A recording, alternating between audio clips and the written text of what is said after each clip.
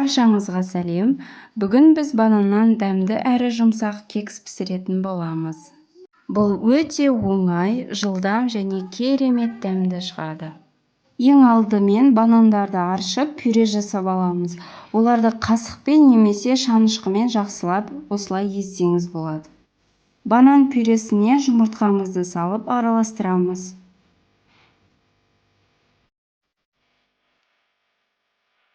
Жарты қасық тұз саламыз және қантымызды салып жақсылап араластырамыз.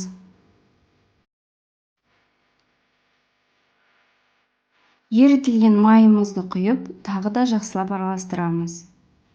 Миксер қолдану қажет емес, осылай венчикпен араластыра берсе болады. Ұн, какао және қопсытқышты бірінші араластырып аламыз және де осы массаға салып араластырамыз. Бірденнен барлығын салмаймыз, 2-ге немесе 3-ке бөліп салыңыздар.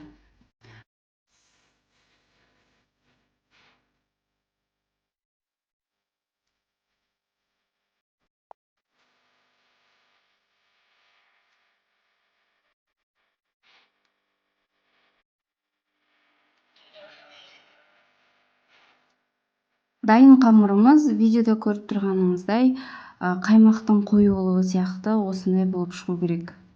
Мен осындай кекстің формаларын қолдандым. Сіздерде егер 4 бұрышты немесе домалақ кекстің формасы болса, сода пісірсеңіздер болады. Формамызға қатты толтырмай, видеода көріп тұрғандарыңыздай салып аламыз.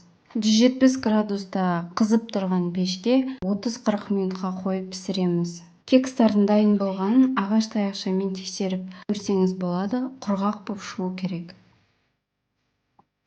Іші өте жұмсақ, сырты қытырлақ болып шығады және банан мен шоколад бір-біріне күшті үйлесіп тұр.